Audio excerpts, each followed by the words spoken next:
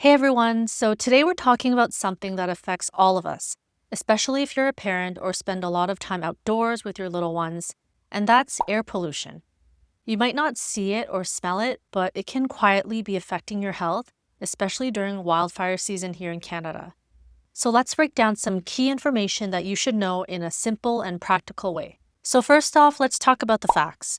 According to Health Canada, in just 1 year, air pollution was linked to 17,400 premature deaths, 3.6 million asthma symptom days, and 39 million days of acute respiratory symptoms.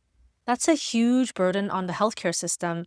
And one of the biggest contributors is wildfires. Wildfires have been getting more and more intense and lasting a lot longer, especially in Canada, and climate change definitely plays a big role in that. The smoke from wildfires can travel thousands of kilometers, meaning that even if there's no fire near you, the air quality in your area could still be significantly impacted. And the smoke isn't just an inconvenience. It contains a whole mixture of gases and particles, including ozone, methane, sulfur dioxide, nitrogen dioxide, carbon monoxide, volatile organic compounds, fine particulate matter or PM2.5, and polycyclic aromatic hydrocarbons. And out of all of these things, it's the fine particles, the PM2.5, that pose the greatest risk to our health. The concerning thing is, there's no established safe level of exposure. Even small amounts can potentially have an impact. So how does the smoke actually affect your body?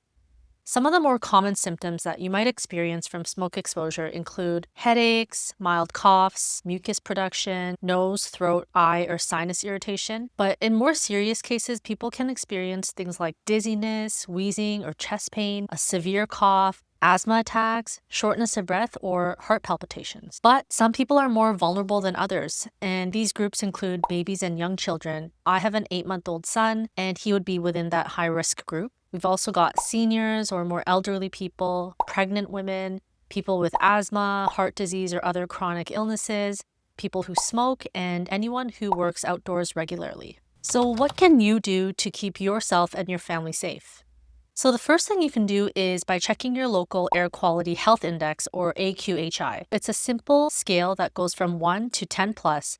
It gives you real-time guidance to help you adjust your outdoor activities based on current risk levels, especially if you're in a more vulnerable group. So here's an example of the scale here, and you can see that it ranges from 1 to 10 plus, and there's different categories of risk ranging from low risk up to very high risk, which would be 10 plus. So you could easily pull up this information for your city specifically. I would pull up Toronto, and today it shows this risk level. And then, for example, it gives you this little table where it tells you based on the risk level. If you're part of an at-risk population, such as someone who's elderly, they suggest reducing or rescheduling strenuous outdoor activities if you're experiencing any symptoms. So they give you some guidance there, which is really helpful. So in addition to looking up the Air Quality Health Index, they recommend following air quality advisories, trying to avoid or reschedule outdoor activities when the quality of the air is poor. And if you or your child have developed any symptoms, don't wait and seek medical help. And it's not just about the outdoors, but keeping your indoor air clean is just as important. So here are some quick tips that will help.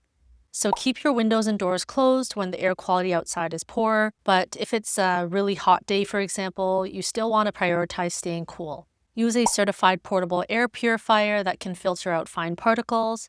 And also, if you have a ventilation system, use a high-quality filter that complies with the manufacturer's recommendations and change it regularly during smoky periods. So air pollution can be very overwhelming, but being informed can help you make the best choices for you and your family's health. If you found this helpful, give it a thumbs up and let me know down in the comments if you've had to deal with poor air quality where you live and what's helped you manage that. Thanks for watching and take care.